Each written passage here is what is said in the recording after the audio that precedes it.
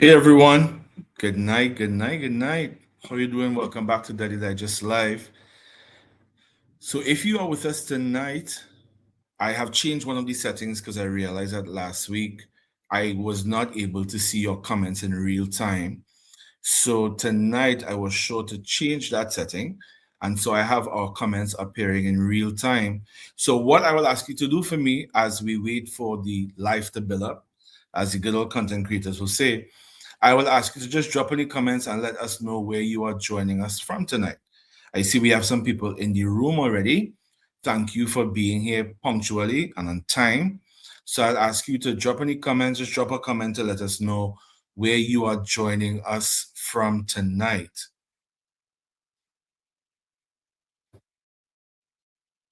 We don't want to be in the room talking to ourselves. So we wait and we give the live a little time to build up. I think we have a really great session tonight. Last week we kicked off. Oh, so we have Maxwell Barbados. Welcome, Kiran. Thanks for coming through. Last week we kicked off, I would say, the relaunch of Daily Digest. As most of you know, that I had been dormant for some time, and I gave some context to that last week. Life was happening. I had some complex grief in there.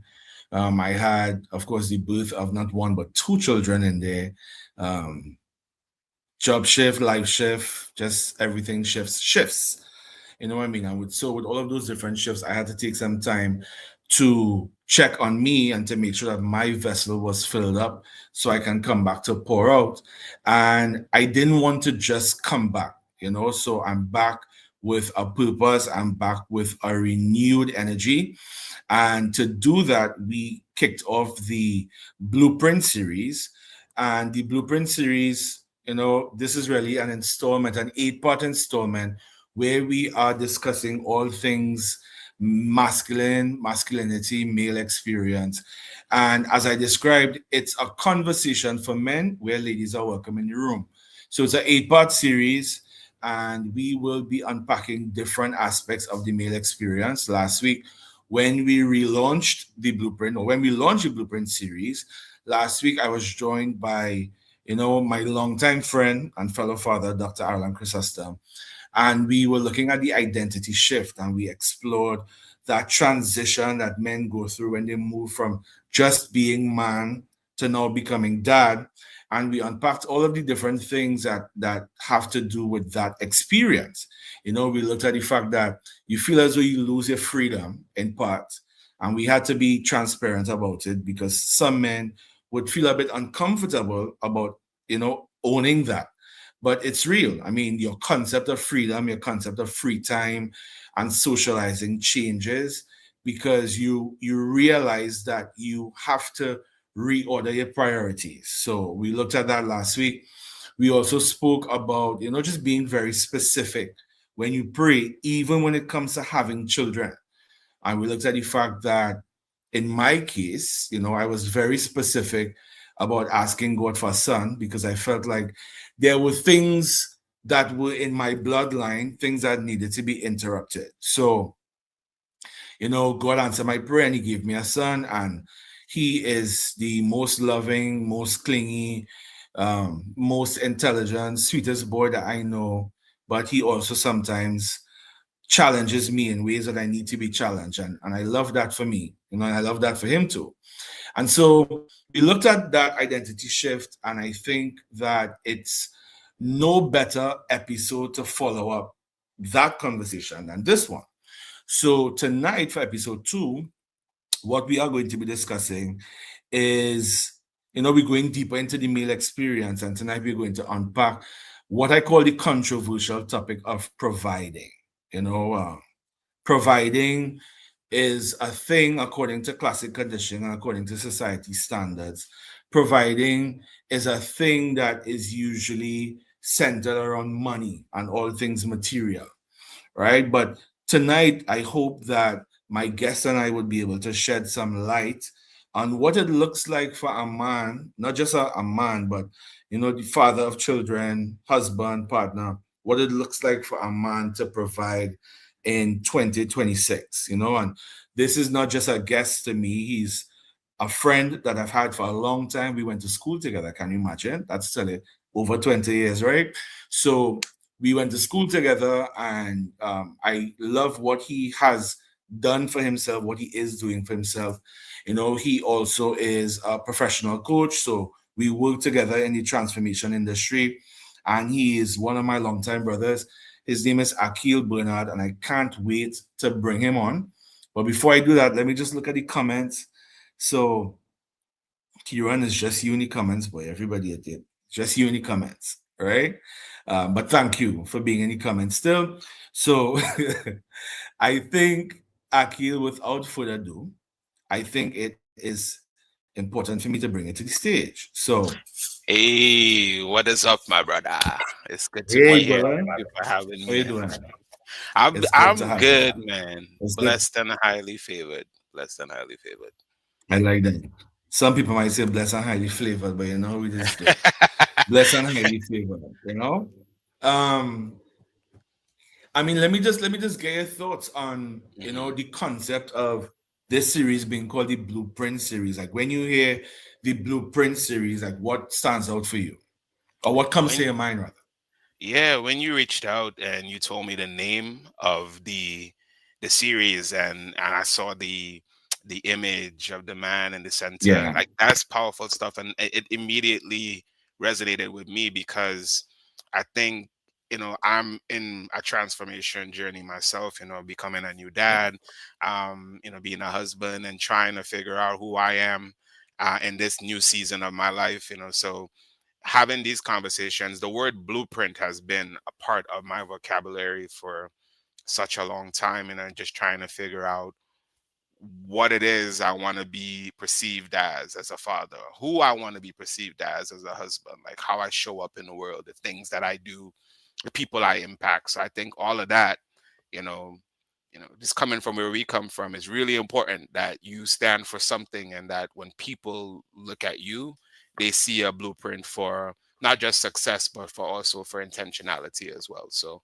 it it yeah, it just encompassed where I was in my life, and I'm happy to be here. yeah. I love that.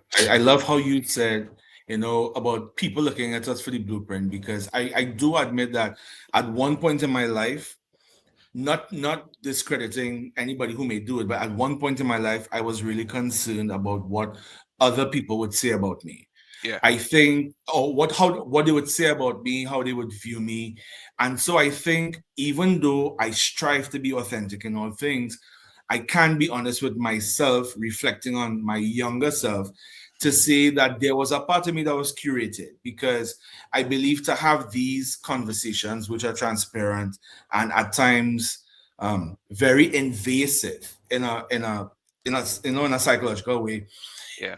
it's not easy to have these conversations. And so, looking back on the younger, more immature me, I could see myself being very curated and shying away from these types of conversations.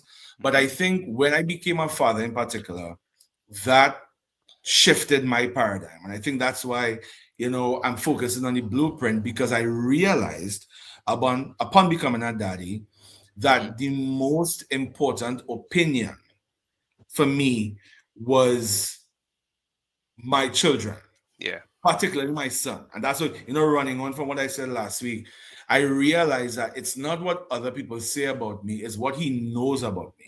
Is Hmm. what my family, what my wife knows about me, is what Hmm. the people who are under my stead, who are under my leadership, is what they know about me and what they experience with me. Those are the opinions that really, really matter. Hmm. So, you know, looking at the identity shift last week and then coming this week to look at the modern provider, I think it's so important. It's a necessary conversation for us to have. Hmm. Starting off with that word provider, as I said in the intro, for a lot of people, the typical context is a material, is everything material. So when you Financial. think about provider, they think about I need to provide, clothes and shelter and food, and I need to Hmm. make sure you have, stuff. But to you, when you hear the word provider, what does it mean to you in 2026? Before I say what it means to me, I do have to touch on, my perception of the word provider, because it is exactly what you described just now. Like growing up in the Caribbean, it's not uncommon for your parents to migrate first and then for you to come after. So that was the case with me. So my father left first, and I hate saying left because very much present, was there for graduation. We talked all the time. He would always visit, but he migrated to He the migrated U.S. first. Yeah. Yeah. for the purpose of, okay, well, I'm gonna go first. I'm gonna get my life situated so that I can then provide financially for my child back home. So it's very much, I'm sending money, whether it was bi-weekly or monthly. So like growing up, my understanding of my father's providing for me is making sure I had nice things, right? I was wearing the nice shoes, and I had the best games, things like that. And you think, everything is dandy because you all have nice things, right? And then my mother Thanks. migrated Yeah. after, and it was the same thing. So now I have more things, the barrel come in, the sneakers, the Yeah. games. But then I started to look at all of my friends and realizing that, their parents are around, you know what I mean? And they're doing things with their parents on the weekends and those types of things. It took me becoming a parent myself for me to understand that it is really important for a child to have the presence of their parents.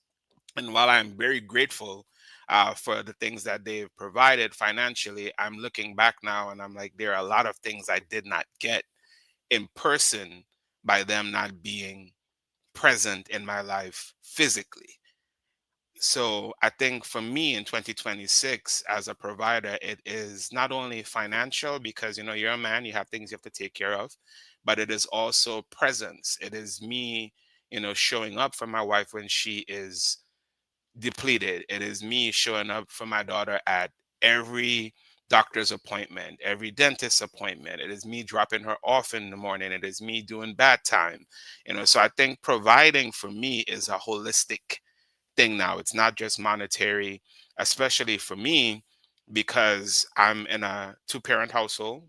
Both my wife and I are here. We both are working. We both have needs, but we both have a role to play in raising this little girl that we chosen to create together. Like I tell people, my daughter was a plan. You know what I mean? She was planned and strategically happened. And Yeah.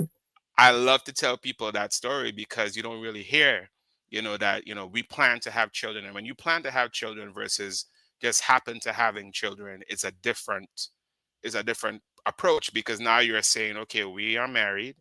We're ready to go to this next step. We waited a year before we had children, before we had our daughter.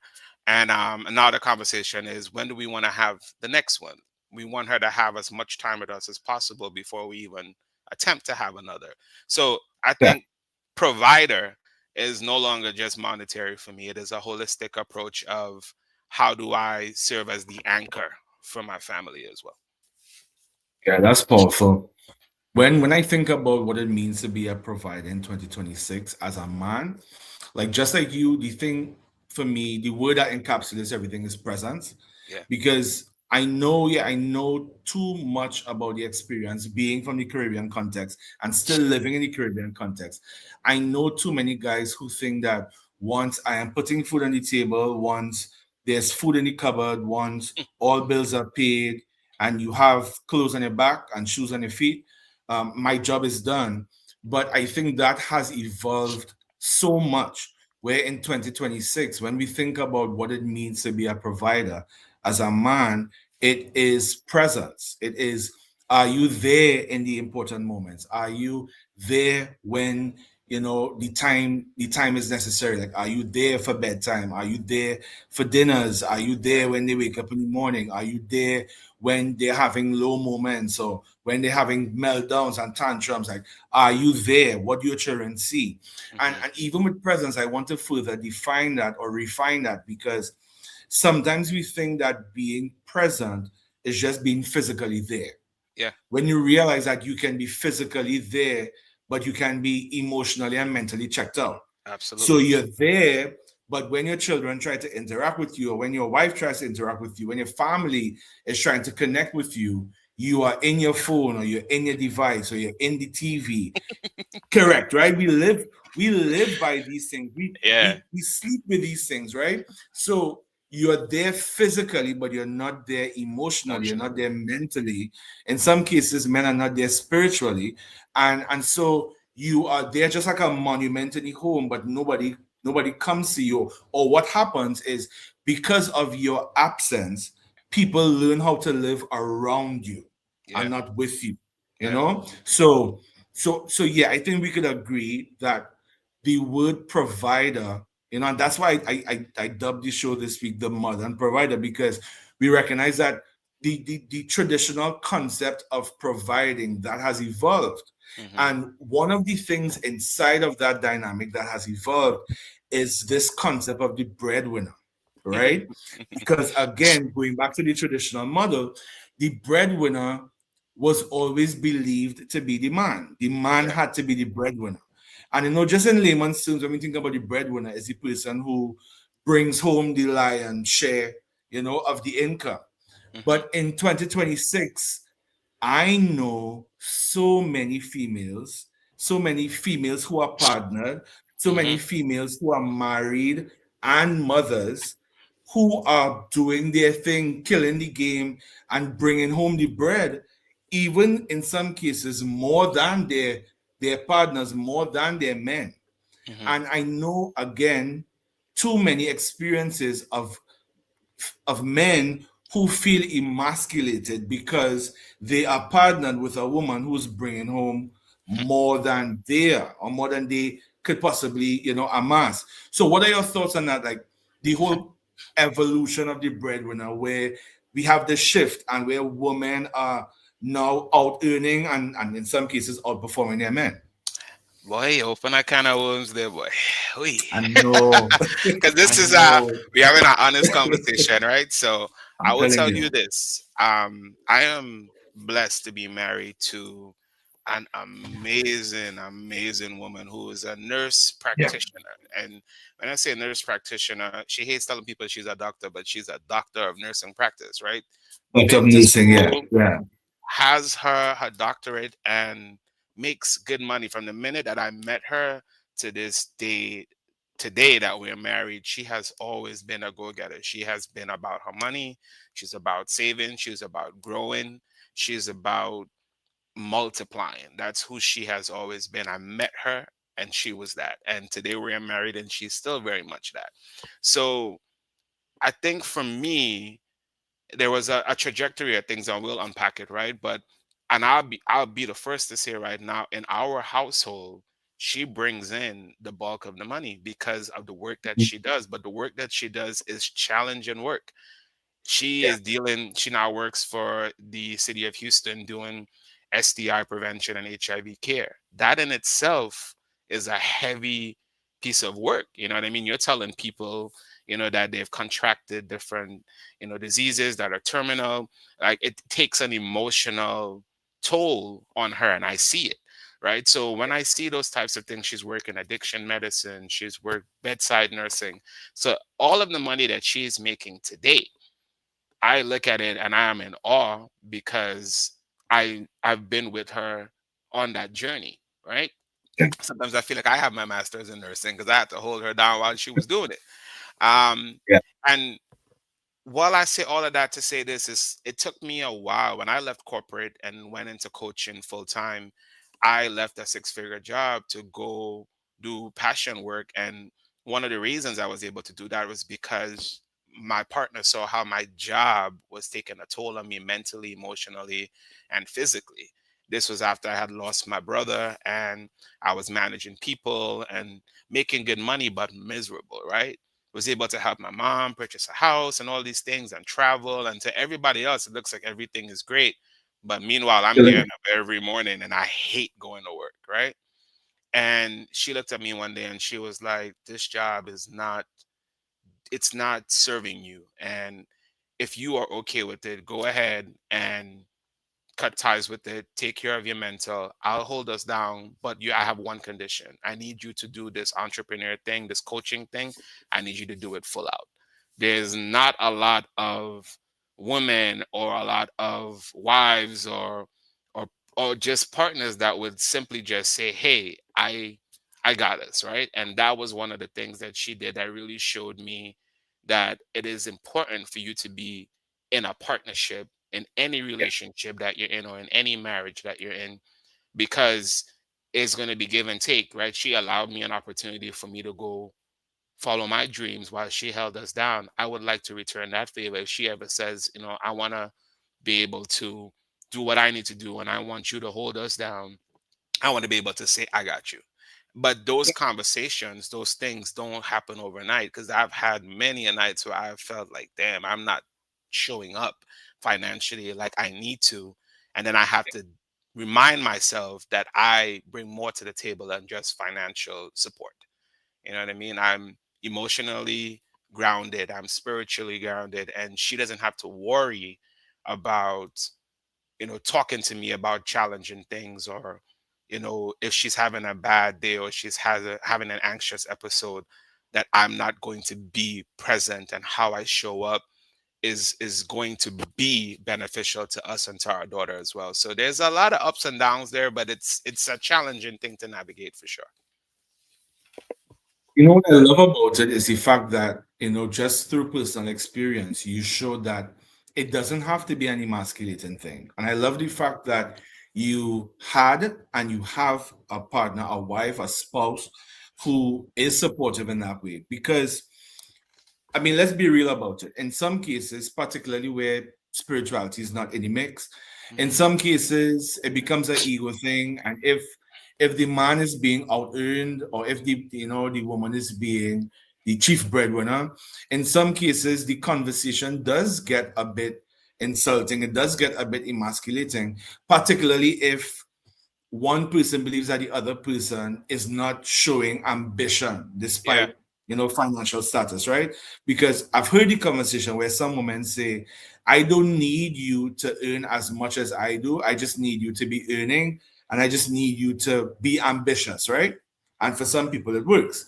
Yeah. But in other cases, the conversation is such where even if you are working and you are doing something noble and you are bringing to the table, just the mere fact that she might be bringing more to the table in some relationships, not all, in some Hmm. relationships, that is grounds for pure straight out emasculation, right? I Yeah. want to highlight in your wife's experience, though, I want to highlight the fact that she, I think, encapsulates what a helpmeet means, and I know that, some women, this is why I say to some of my clients, you may not necessarily be ready for this marriage life or this partnership life, because you have to see beyond the bank account. You have to see beyond what you bring, materially to the table. Because in Right. her case, your wife's case, even though she's a boss and she, has her things and she's bringing, her things to the table, and she's doing and she's grinding the way that she has to for you all, she's still in that role as your partner, as your helpmate, is helping you meet your potential. So Yeah. she is now saying to you, I could cover us financially, but I want you to go full on in what you love. You know what I mean? Because not everybody's going to get that support. Not Yeah. everybody's going to get that support, right? And it's seasonal too. It's not, there's seasons, and it took us going to therapy, not because something was wrong. It was, we did premarital counseling, and one of the things we had to face was, we were on our own. We were in relationships, but we were not looking to merge our lives with anybody Uh, else, right? So, and she's on her mother's side, she's one of three, but on her dad's side, she's the only one that he has. yeah. So Mm, he yeah. raised her to be very independent. He raised her to be very strong-willed and very strong-minded. So it's oftentimes harder for her to be in her soft girl era, as she says, or in her feminine energy, right?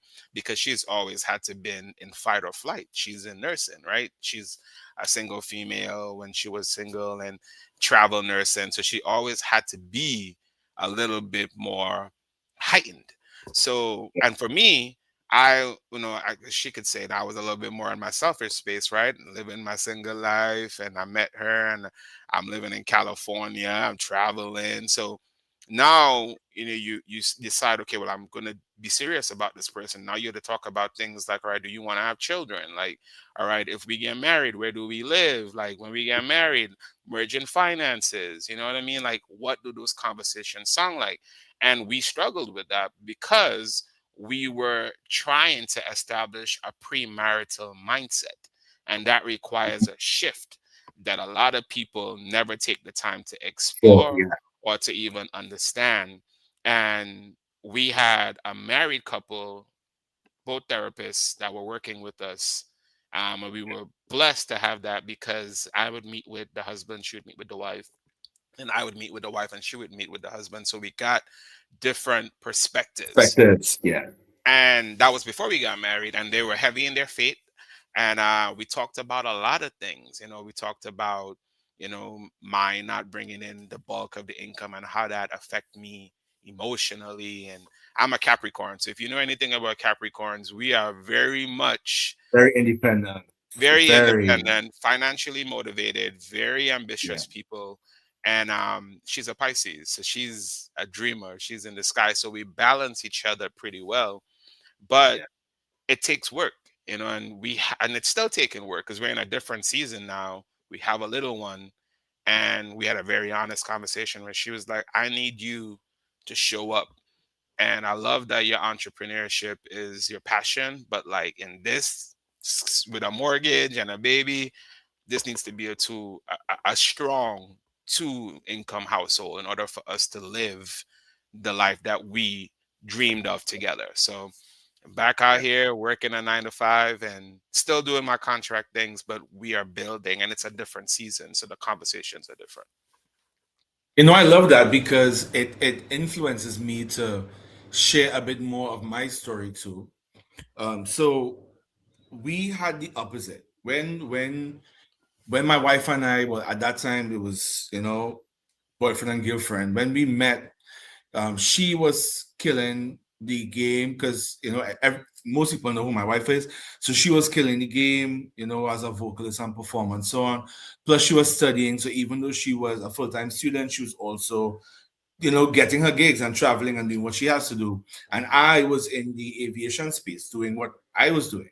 And Hmm. so on the lead up to getting married, we had to have those conversations as well because for her, it was like, okay, I've been out of the performing space full time, but I am going to transition back into that after I'm done with this full time school thing. Like, what is going to happen? Like, I feel a bit, conscious about it. And I said to her, I have you, I'm well established, I'm financially stable, life is good, we are going to be good, all is Yeah. well. Even when I met with my father-in-law to do the traditional thing of, can I have your daughter's hand in marriage?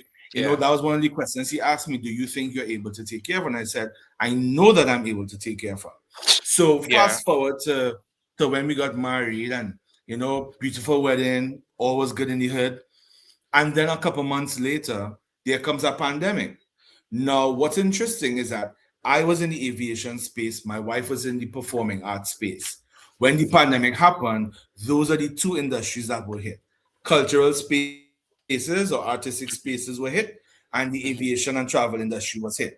So now we are at a place now where we are literally at a level playing field, back to square one because my coming into the marriage, I felt very secure in my ability to provide. I said, oh, Yeah. I have this, we're all good. But then when the pandemic came, and that shifted my entire paradigm. The pandemic was like an earthquake, right? For me financially.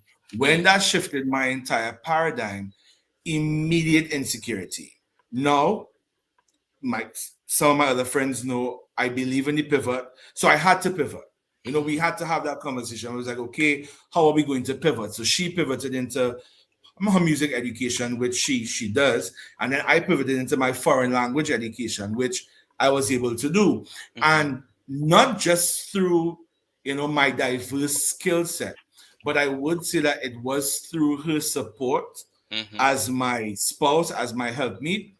She helped me feel stabilized and okay in pivoting, Mm-hmm. because somebody else, I mean, if it was a different person, can you imagine that conversation, how that could have gone? Yeah. Because that person could have said, I don't care about the pandemic. You told me that you were going to take care of me. Now take care So of me. come what may, now take care of me, because now Right. I can't provide for myself. So you have to provide for me. But what she did instead of that, she said something that's very powerful. She said, we are in this together. Mm-hmm. We are in this together. And so I understood that provision looks different in partnership. It's not just about who has the bigger bank account or who's bringing in the bigger share of money, but when your mindset shifts for you to understand that all of the money that comes into the partnership is our money. You know Mm-hmm. what I mean? It's not, Mm-hmm. it's no longer your money versus my money or your bank account versus mine, but it's our money. And so because we had that conversation, that helped me as well further redefine what does providing look like. Because from the time she gave me the assurance that, hey, I am with you in the ups and the downs and the highs and the lows, Right. I was actually fueled to continue and to pivot and to shift, right? Yeah. So, needless to say, within a few months, thankfully, within a few Mm-hmm. months, we were able, but I was able to re-enter the corporate space, and I was able to go back into working full time. But I mean, she told me I'm not going anywhere. And Mm-hmm. so I say all of that to say that sometimes for men, for us men, dependent on the context that you're in, the pressure to provide, yes, it can be an internal one, but in some cases, dependent on who your partner is, that pressure could be an external thing too. So my Absolutely. question to you, Mm-hmm. yeah, my question to you is, why do you think men in general still feel pressure to prove their sense of worth through income? Like, why is that so big? Yeah, it's such a layered question, right? Because Mhm. no two men are the same, right? We're definitely not a monolithic. Everybody is different. But Thankfully, yeah, what I think is the anchor in that particular scenario is we're conditioned, especially as men in general, but as men of color, we're conditioned to just shut up and show up. You know what I mean? Shut up and show up. Nobody wants to hear that you're struggling, that you can't pay your bills. And that was a mindset that I had to get out of. I had to surround myself with people that were willing to have the conversation around, okay, what does vulnerability look like in my marriage as a man? You know what I mean? Like, how can I sit amongst other men and have a conversation where it's not always in my best interest, right? Like I'm talking about being flawed. I'm talking about sadness and depression and anxiety. And I think a lot of men, even though they feel those things, they don't want to be in spaces where those conversations are happening on a more consistent basis because they feel like they're victims in that sense, right? And we're not supposed to feel like victims as men of color. We're supposed to be victors, not victims, right?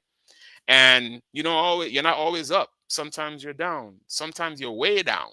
You know what I mean? And you want to show up like you're up all the time, but sometimes you need to sit with your partner and be like, listen, I'm in a deficit and I need you to really pour into me so that I can show up. So I yeah, feel like in a lot of men, they just one, they don't have the support systems that they need in order for them to truly be authentic. And then two, they're not surrounding themselves with a village of people that understand and can pour into you when you need it. Instead, they're pouring from empty cups because that's what they feel like is required of them. Even though they don't have anything to pour, I'm gonna still fake it. I'm gonna still show up. My friends will fake it never till they know. make it. Yeah, my partner will never know. And if it's one person that you should be able to sit with and have an honest conversation about the things that you are in a deficit about, is your partner. And if you cannot have that conversation with them, that might not be the person for you. And that is okay.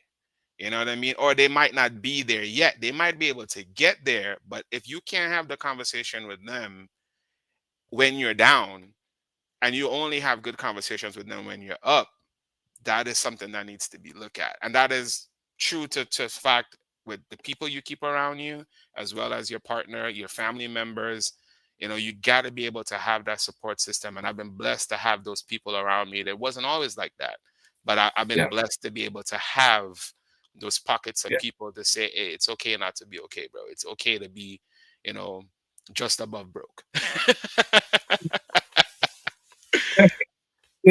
I think I love the fact that we just introduced two other necessary words into this conversation when we're looking at redefining, just a man's status as a provider and how he shows up Yeah. in his relationships. And so we spoke about presence, but now we're adding vulnerability and community, right? And the sad reality is the fact that many men of color in particular are not able to show vulnerability. And it goes back to the fact that, again, we spoke about classic conditioning, but it goes back to the simple fact that we never really experienced community because Mhm. community never really felt safe. You know what I mean? So it's sad that it's the reality of too many men of color that they can have friends who they can kick it with, friends who they can talk mess with, friends who they can play sports with, friends who they can even go out with, go to a party and hang out. Yeah. But they don't have friends who they could just open up and say, bro, I need you. Like Yeah. I need you. I need support, or I feel empty. I need to be poured in, or I just need to be, supported and lifted up. And Yeah. so, because men, even before becoming partnered, never really truly experience community, and so learning vulnerability, it's very natural now that when they come into relationships where they are being emotionally dependent on, where they are being things are being required from them now, Hmm. from partners, from wives, from children. For them now it's an internal frustration because it's Yeah. like you are literally asking for me to pour something out that I don't have in my vessel. I've never really received it. And this is not just the community in terms of friends, but we could even unpack the community in terms of your family. Some people grew up in this dysfunction, some people grew up in survival. And in survival, yes, some people could tell you because it's not monolithic. Some people could say, yeah, we struggled, but there was love. And Yeah. for some other persons of color, they could tell you, we struggled, and because I was raised on survival, there was no affection in my home. And so that further conditions us to believe that the grind is noble, that the hustle is everything, and Yeah. that in grinding and hustling, I have no time for emotions. So Yeah. imagine now coming into a relationship as powerful as marriage, where a mirror is being held up to you every single day to say, hey, this is who you're showing up as now. I need you to do better than this. And that person is struggling, that person's frustrated because, again, you are asking me to give you something that I never received, and you're also asking for me to give you something that I don't think I am brave enough to To to provide. to to explore and Yeah. to provide. It's a Is real thing. a good friend of mine and now mentor of mine shared something with me that stuck with me, and he said to me, he was like, Akil, people are prone to take. Even people Mm, that love you, that want the best for you, they're conditioned to take from you, whether that is taking time from you or taking resources from you or taking affection from you. And people are prone to take. People need things from you. And as a provider, you're always in a state of give me this, I need this from you. As the oldest of four, I knew that to be true from the minute I became an older sibling, right? You got to show up differently. You got to lead by example. You got to show up. People need this from you, especially if you're somebody in your family that is successful in whatever yeah, space you're in. People are going to yeah. want things, and a lot of us that are doing this type of transformation work, we're givers, so we give and we give and we give. But what happens when you're giving, giving, giving, and then you have nothing else to give, and you're pouring into everybody? Who's pouring into you?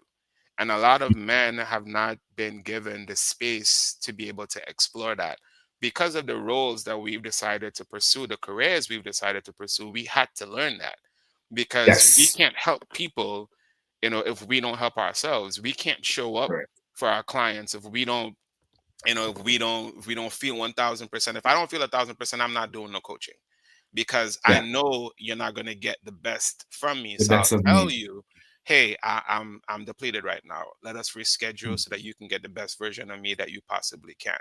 Right? I've taken those practices that took practice to get good at, right, into my marriage, into being a parent. Like I tell my wife, like when I'm depleted and she wants to have an emotional conversation, I can say, hey, I don't have it for you right now. I'm depleted. As soon as I bounce back, let us have this conversation, right? And it doesn't take long, right? I just need to reset. You know what I mean? It's the same thing with my daughter. Like, I know she requires attention and love and she wants to see me, but sometimes I don't have it to give right in the moment. And that's a tough, honest thing for a lot of people to admit, right? For me, I gotta go reset before I come, because if I bring my frustration from my day and she feels it, that's not her fault. She doesn't deserve that. So give me 5 minutes, let me reset, let me go for my walk, and then when I come back, daddy can do what he needs to do. A lot of men have not been given the space to be able to explore that. And we're like pressure cookers, a lot of us, right? We just take and we take and we take, and then when we explode, people are like, I didn't expect that. What happened? Right? And it's because a lot of people like me and you, we've had the opportunity to do the work a lot of men haven't. So I think it's a responsibility of ours as well to hold space for other men to be like, hey bro, take some time for yourself. Take that moment to breathe. You know what I mean? Do you meditate? You know what I mean? It's a real thing. Like, yeah, Whatever it is. what kind of decompression work are you doing? You Yeah. know, Yeah. I smiled when you were making our contribution because, I always share with my clients that there are three categories of people. There are people who don't know how to, there are people who are not ready to, and there are people who don't want to. And I think, particularly when their relationship struggles, it's an easy, low hanging fruit for people to go to classify somebody as being not wanting to. But what you just unpacked, or what we just unpacked, was the fact that there are some men who don't do because they don't know how to. They were never given the tools how to. And I think when it comes to this whole emotional intelligence, emotional availability conversation, that's what it boils down to. A lot of men were never given the tools to, they were never given the blueprint. It was never exemplified to them. This For them to know this is conversation was how you never something they this were was never had, exposed to. right? Yeah. I'm telling you. So a lot of men don't understand what emotional regulation is. It's just the only emotion I feel comfortable with is anger, because they feel like anger gets them respect. There are some people who say, "Oh, I can't be vulnerable because vulnerability implies weakness." Hmm. And so I can't be vulnerable or weak with the people that I'm supposed to protect.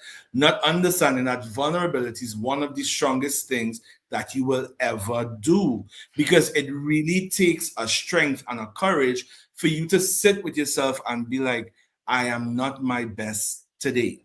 When you said, talking to clients and saying to them, hey, let's reschedule.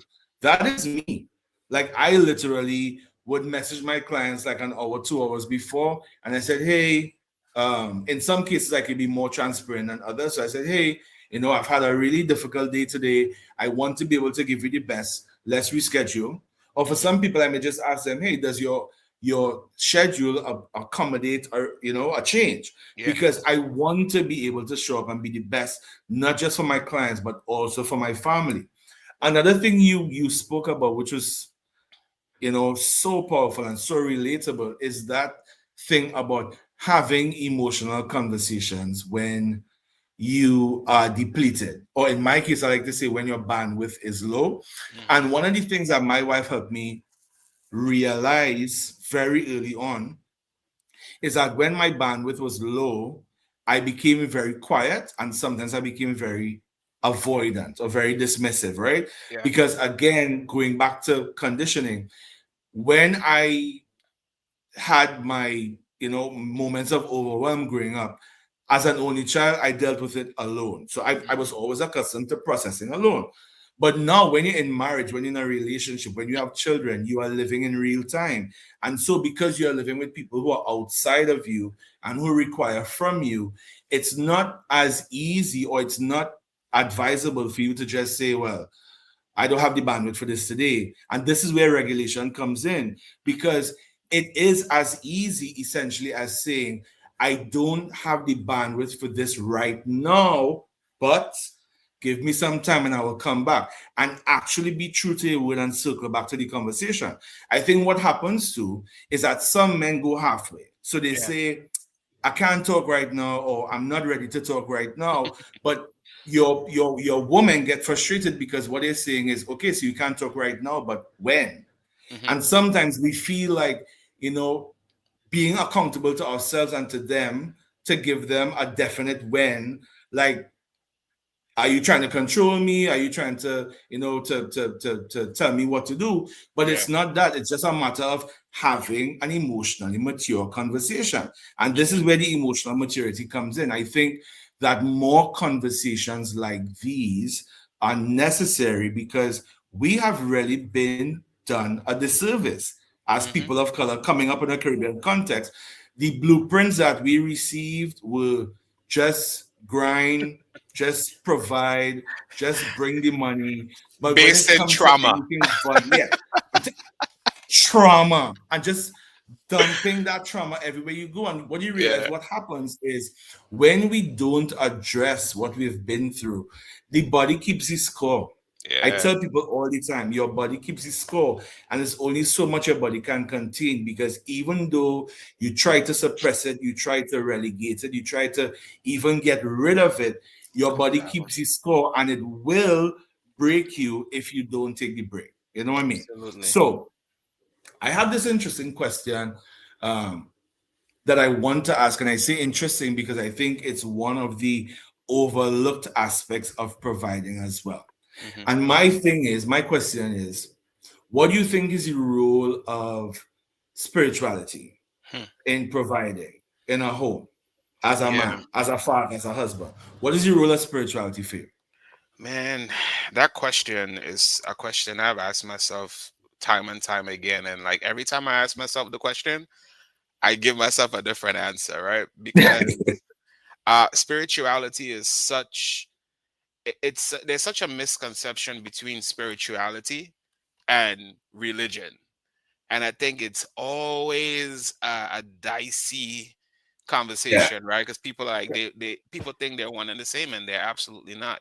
Like spirituality to Right. me is me being connected not just to my God, but also my ancestors, right? Like it took me losing my youngest brother for me to really understand how my spirituality shows up in my family dynamics, right? My wife, when I was going through my healing process, she would give me the time for me to be in my meditative state. I listened to drums and all of that just to kind of have a release. And she would ask me, she would sit when we were done, she would come, when I would come outside, she would be like, there's something powerful about you when you're in your healing space. And she was just like, I don't know what it is, but I find it to be very, very not just attractive, but I find it to be very calming. And she's like, Yeah. the ancestors don't play about you. She's like, your ancestors be looking out for you through and through. And she's right, you know what I mean? And I want to pass that on to my daughter too. I want her to be able to feel spiritually connected to the people that, is tied to her lineage. But I also want her to know God. I also want her to be able to pray, but I want to give her the space to understand that spirituality is more than just who you pray to. It is how you show up, it is how you regulate yourself, it is how you connect with other people, it is how you separate yourself, spiritually from your body so that you'll be able to do the work, to do that shadow work, right? And it took me a long time to understand that I have the ability to come into a room and shift the entire energy in a good way or in a bad way, right? That is spiritually, that's a gift, or it could be a curse, right? And I have to know how to use that. You know what I mean? I have to be able to strengthen my mind to mouth connection. Like I say quick prayers when I feel triggered. I'm able to stop before I even respond and able to, and ask for guidance and ask for just understanding.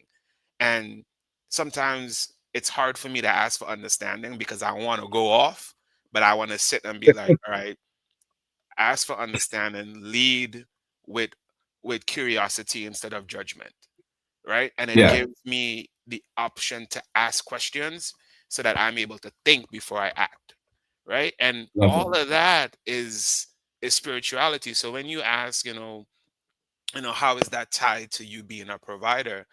It is literally a currency. Your spirituality, at least for me, is currency, right? And I use it wisely. I don't let any and anybody come into my space. I don't let any and anybody come into my spiritual center. You got to be invited into this Yeah, space. You know I what I mean? understand. I understand what you're saying. Yeah. So hopefully that answered your Yeah, I question. understand what you're I saying. went a little bit deeper than No, no, no. I um. mean, this uh, is what it's about because, as you said, we are not monolithic. So right. it's not that you don't have to be ashamed or you don't have to be concerned about what you're saying. Hmm. For me, connecting or complementing what you're saying, for me, my relationship with God is fundamental to my ability to provide. Hmm. I always tell the story of when I realized that my life was shifting, even before I was partnered, even before I met my wife. One of the things that I was praying for is I said, God, I believe that I'm going on this journey, and I want you to help me in three specific areas. I want you to help me as a man. I want you to help me as a husband, and I Hmm. want you to help me as a father. When I say help me, I mean help me understand what it means to be a man. Help me understand what it means to be a husband. Help me understand what it means to be a father. Yeah. And I think that connecting it to the concept of providing, that has looked different on every level because I went from man to husband to father, right? And so providing for myself, still, it was very much about stability. It was about, ensuring that your ambition is in the right place, ensuring Right. that you are excelling in your career, ensuring that you are stable, that you are set up well in the case of emergencies, you're good to go. But then when I became a husband, I realized that I had to depend on God more to provide for her because this was now other centered. It's not just about me anymore. It's Right. about a whole other person that I'm learning and that I'm serving. And so I had to understand who she is. I sometimes make a joke with her and I tell her that, I study her daily. I study you, I listen to you, I look at what you do because in doing that, I learn how to love you and serve you better, right? So it has helped me to provide for her in that way. And as I said before, she tells me it goes way beyond the material. Even if we have a pack of crackers and a piece of cheese, like we will be okay once Right. we're doing this thing together, right? Hmm. But when I leveled up, I would say, and I became a father, I had to lean on God more because I realized that those kids don't care what's in my bank account. They do not care how much money I have. They do not care how hard I work, how many hours I work, how many clients I see. They don't care. What they care about is that when they say daddy, I respond. Yep. When they wake up out of their beds and they come to the room, that I'm there. They care that when they are looking around to go to school, that I am the one sending them off. That's what they care about. And so Hmm. becoming a father is the thing that really shifted my paradigm about this providing thing and really made me level up in my prayer life because I realized, God, my entire identity is shifting. My entire understanding of providing is shifting Hmm. because I now have two little persons depending on me who don't care about money. I mean, money makes certain things in their world go around unbeknownst to them, but they don't care about how much money I make or how many clients I see. What they care about is, do you love me? Are you here for me? Can you Do I play? feel safe in your presence? Can you play with me? And boy, playing with your children is a ministry. Playing Yeah. with your children is providing in itself because sometimes, my son will ask me, Daddy, can you play with me? And I'm like, bro, I'm cleaning, I'm doing dishes, I am making food for you. Yeah. But the little man says, in his own way, I don't care about that. I care about the fact that I am here, you are here, I have my daddy, let's Hmm. play. And I have to realize, and I have had to realize that just stopping and shifting my attention and playing with him, or just stopping, and when my daughter comes running to me, just lifting her up and hugging her and loving on her, that's Yeah. providing. It's Yeah. providing in a way that we have not been conditioned to do. And I think it's very important for us to understand that providing has to be redefined. It's not just about money, it's not just about the paper, but it is about your presence, it is about vulnerability, it is about spirituality. Because Hmm. I mean, we could even talk about regulation, right? Like, I think I want us to go there. Like, one of the ways in which we have to provide now, you know, in parents in this age, one of the ways that we have to provide is through emotional regulation. Because Hmm. one of the things that I remind myself all the time is I am the adult. They are the children. Like, I am the adult. I have the skill set. They don't have the Hmm. skill set as yet. So can you imagine when they, in their limited state of understanding, with their limited cognitive development, they are Hmm. just trying to process life, right? Because this is their first time at the rodeo. For us who've been here a little longer, can you imagine crashing out on a 3-year-old? Or can you imagine crashing out on a 1-year-old? Like, I've seen that it, will, bro. It's so bro, that wild that will you. do so much damage. It's so wild that you brought that up because I was just having this conversation with my wife because growing up, I remember like getting snapped at for like dropping things or like, breaking something and like get all tense because I was like, damn, I'm about to get whooped. Um, my daughter is now testing gravity, right? And it took me a while to understand that she's just testing. She's figuring out how things work. This is how she's learning, right? And because my wife and I, we are actively working on co-regulation and what it looks like for us to use our words when we're frustrated, you know, we have to start showing her what that looks like in real time. You know what I Yeah. mean? Like she's not trying to annoy you. She's not trying to mess up the kitchen. You just clean. Their thing is they're exploring the world, and if you give them the opportunity to explore, and instead of scolding them, you meet them with curiosity. Like, what did you think happened? It just sets a different tone, and it allows them to grow up to be curious. It also builds confidence. And here's the thing: our parents did what they could with what they knew, right? We have this at our fingertips, and every day I learn something different about being a parent, Yeah. right? And while this could be a dangerous thing, it could also be a very helpful thing, right? Learning about gentle parenting versus Hmm. intentional parenting. Like, I like intentional parenting more than gentle parenting. It just tells me, like, when my Same. daughter gets to a Same. point where she's acting out, I'm going to have a corner for her. And instead of just making her sit and face the wall as punishment, go to this corner and self regulate. Here are some things you can do to keep you occupied while you calm down, while you regulate, right? Those are things I would have never even thought about. Those are things I never saw growing up, right? And now I have a chance to do things differently. I'm still going to be very direct. I'm still going to be, strict when I need to. You know what I mean? But there's so many different tools that I have access to now that can change the narrative of how she grows up, what discipline looks like, what punishment looks like. You know what I mean? And I think our generation is the generation to break these patterns. Like, we have a For serious real. Yeah. responsibility Have a as responsibility. millennials to do things differently and to hold space for kids that are going Yeah. to come up and change the way the world is. And that's how I look at it. I'm like, I have a serious obligation to raise a daughter that is confident, believes she can do anything, can go decide to open a business instead of going to college if she wanted. Like, I want to be able to instill that in her, and also make sure that she's still a child while she's, developing her maturity as well. It is going to take a certain set of skills, man. It's going to take a village. I don't know everything, but knowing better allows us to do better. And I You think better. that's the Super. beginning of a beautiful thing for anybody parenting in this stage, in this dynamic. I love that. I believe that millennial parents, we are the ones that are supposed to disrupt the system. We are supposed to change the status quo Yeah. because, as you said, we have access to so much information.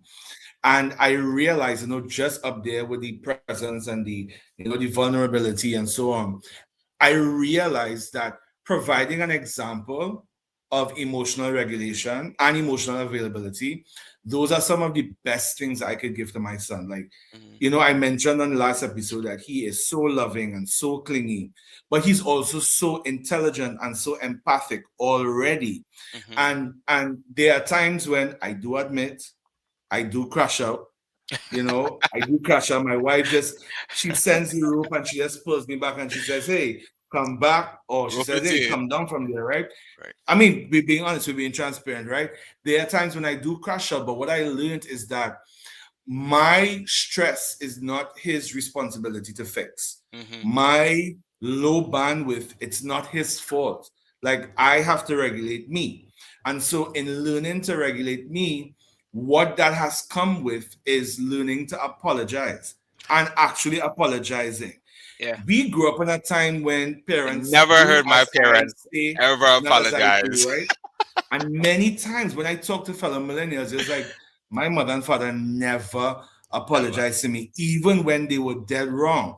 And sometimes as you become a parent, you look back and you're like, my mom was wrong for that, or my dad was wrong for that. But still, they didn't. And then you have to ask yourself, because as we get older, we humanize our parents, right? Hmm. And so we recognize, were they actually doing their best, or did they have the tools to parent me, right? So in learning how to humanize them and in learning how to regulate me, I realized that the most powerful thing I could do for my son sometimes is just come down to his level, look at him eye to eye and say, "Son, I'm sorry.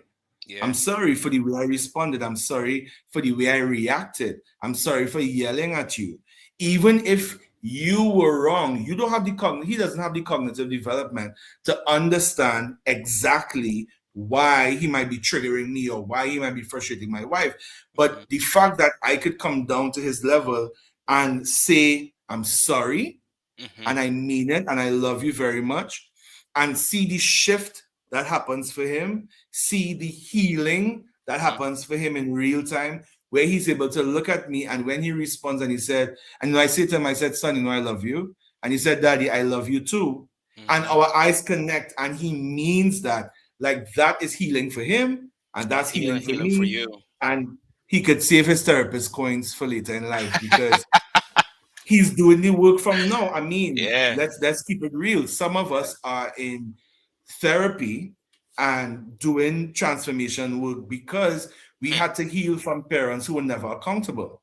We Yeah. had to heal from spaces of survival or families where dysfunction was ripe and nobody knew how to respect boundaries. So it's Hmm. real. I think that, indeed, the concept of providing, it has been redefined. We have disrupted it, we have changed it, and I think we're killing the game, if I could say so myself. I think so too, man. And here's the thing. I'm seeing a lot more two parent households that are still navigating some turbulent things, right? Because marriage is hard, parenting is hard, and sometimes you gotta find yourself in the mix of it. But what I'm seeing it with my wife, and I'm seeing it with a lot of our friends and their relationships, is they're having really difficult conversations, but they're doing it in a smart, intelligent, emotionally intelligent way, right? And then if they don't know how to do it themselves, they're seeking out therapy, and they're seeking out support, right? Therapy is not a bad thing. I keep trying to tell people, don't wait till things break to go fix it. And I'll be honest, at one point my wife was like, we should go to therapy. And I was like, I think we're good. We don't need no therapy right now. And she was like, you want us to need therapy before we go to therapy? That doesn't make sense. So Mm, be proactive, reach out, and get the tools that you need because your kids are looking. Like, open transparency, my wife and I, we just had a too loud of a back and forth in front of my daughter. It was the first time we've ever done that. And it was because we both did not self regulate. And looking back on it, I was so disappointed with myself because I have the skills and she has the skills for us to co-regulate and for us to be like, "Hey, we have little ears and little eyes watching. We should do this differently." And the mere fact that I can sit here with you, look at that situation, and then be like, "Akeel, you know better, do better," is half the battle, right? It's being accountable and also being aware that you can do better.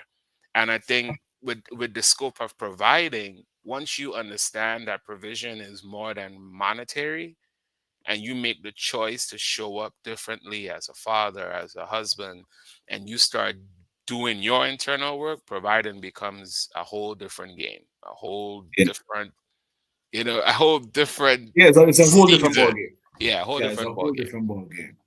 So as we wrap up, Akil, Hmm. you know, there are so many places we can go based on the conversation that we had. Yeah. However, I think I want us to wrap on this question, Okay. which is what is a luxury? Because I mean, you spoke about the material luxuries that you had, right?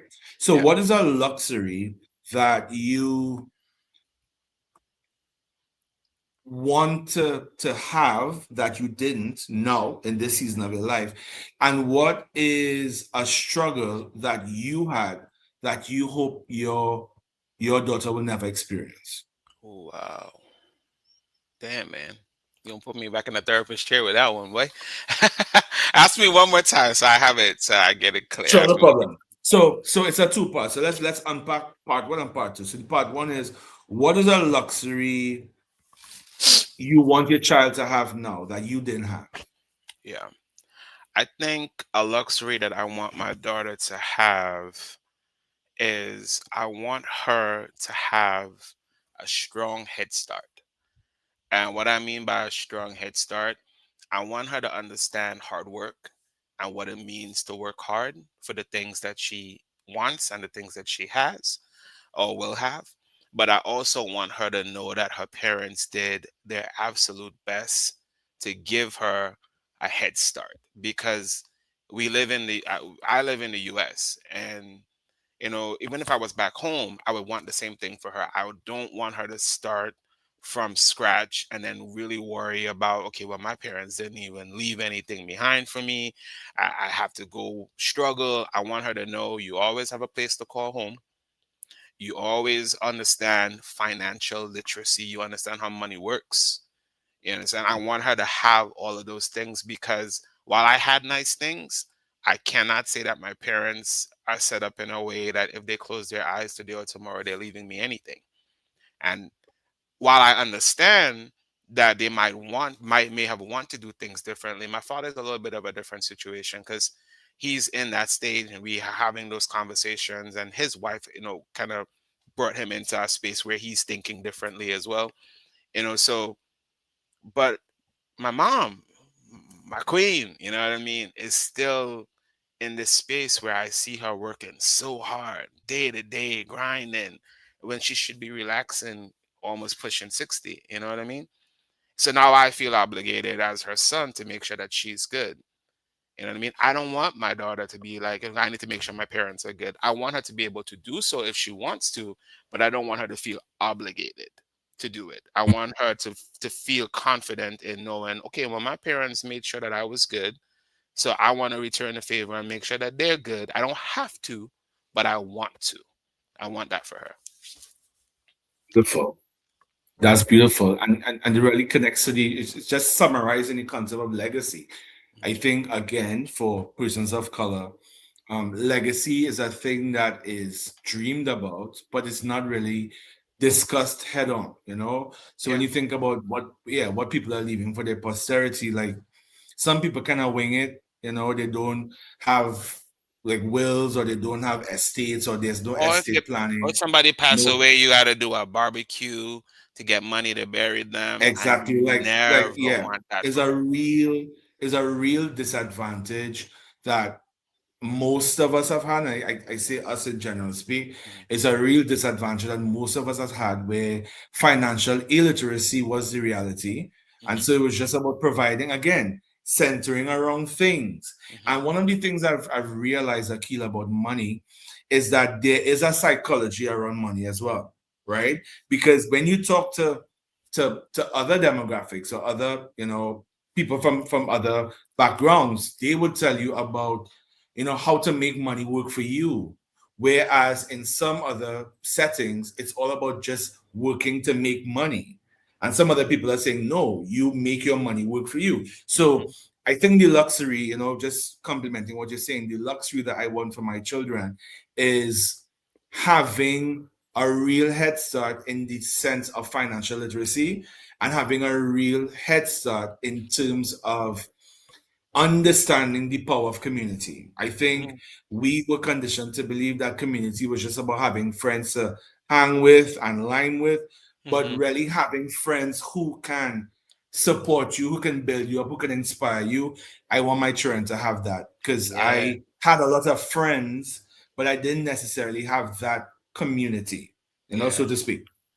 And I'm glad the you touched second on part, that, man. yeah, I'm glad you touched on mm, that community part because we just had my daughter's first birthday party, and this place birthday, was yeah. packed. This place was packed like we had a fete. And it was all her chosen uncles and aunts, and Yeah. we had this time capsule, and we asked people to write her a letter that we will give to her in this time Oh, capsule that's beautiful. when Yeah. she's 18.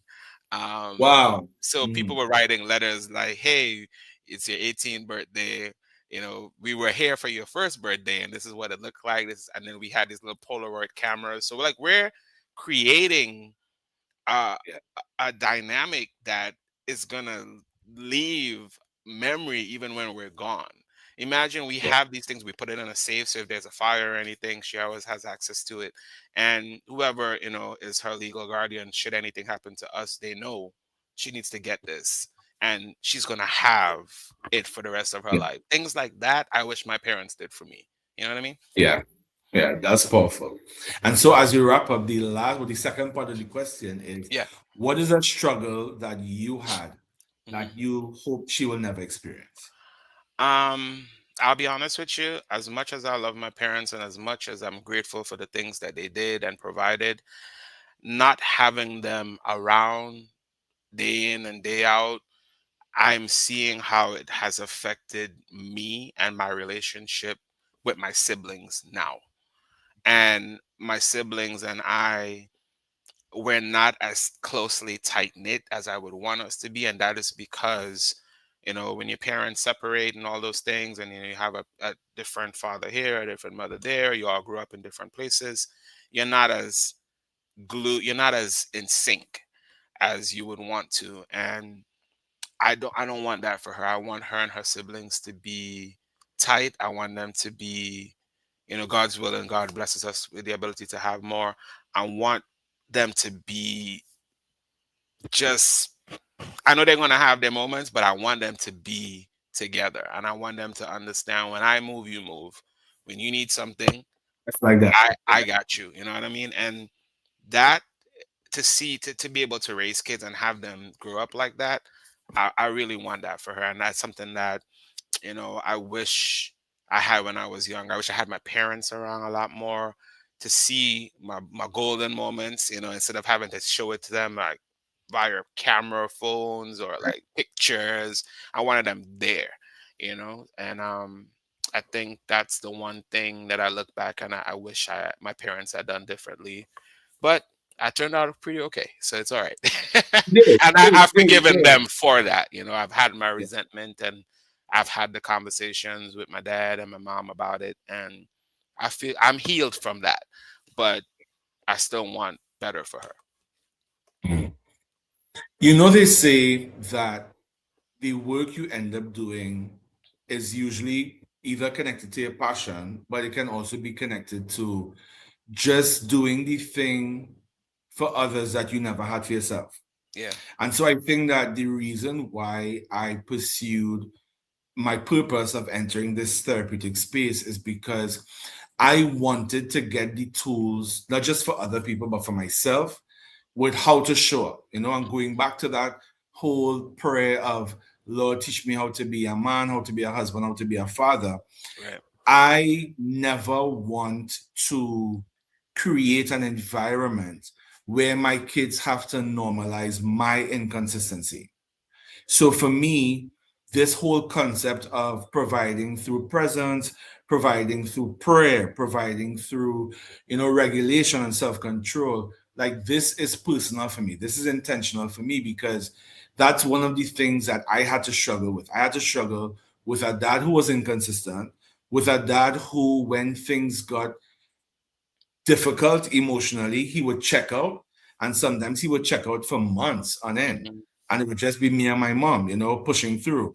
And I started to normalize his absence to the point that when he came back around, I was like, why are you even here?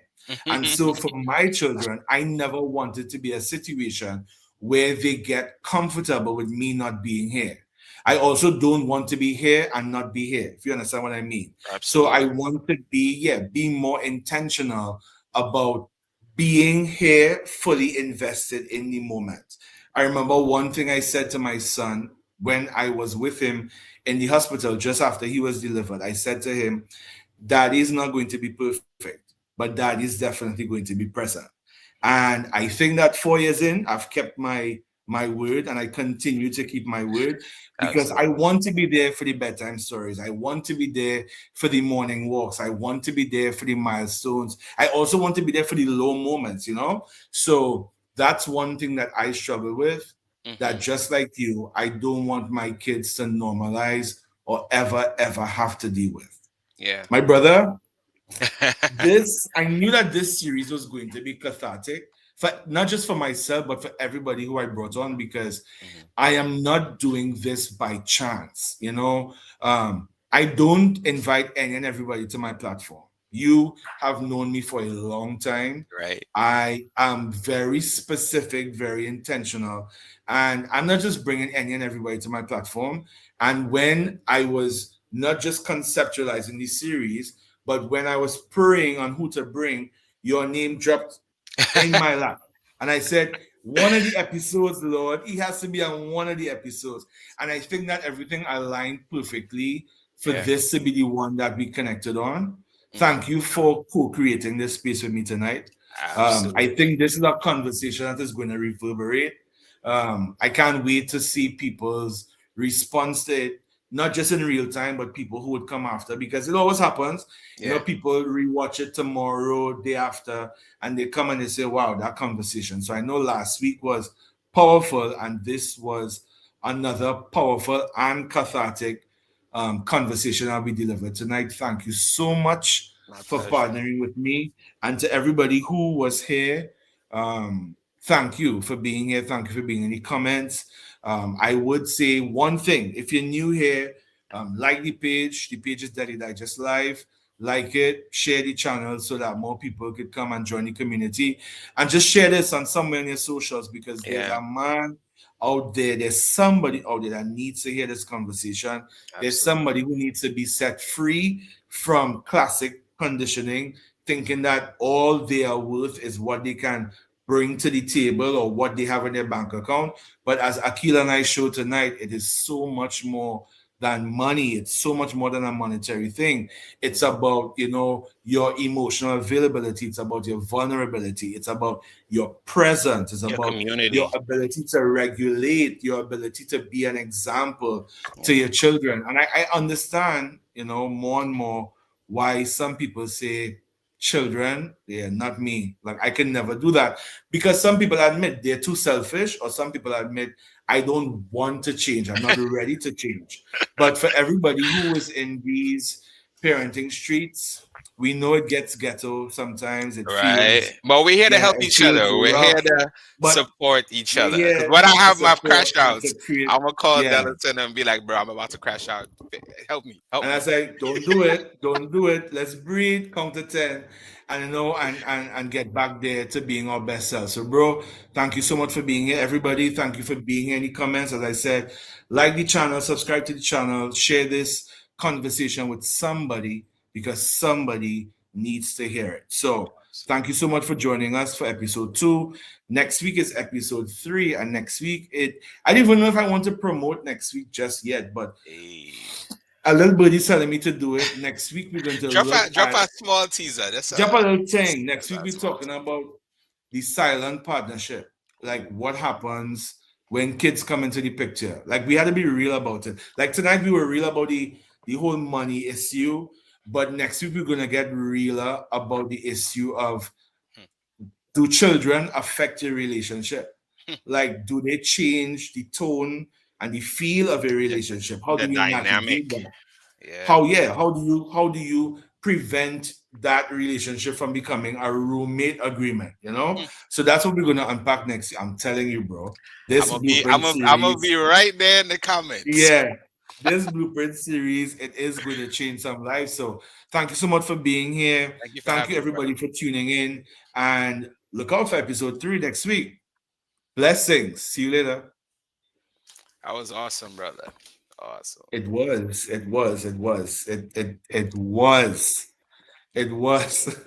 We still live.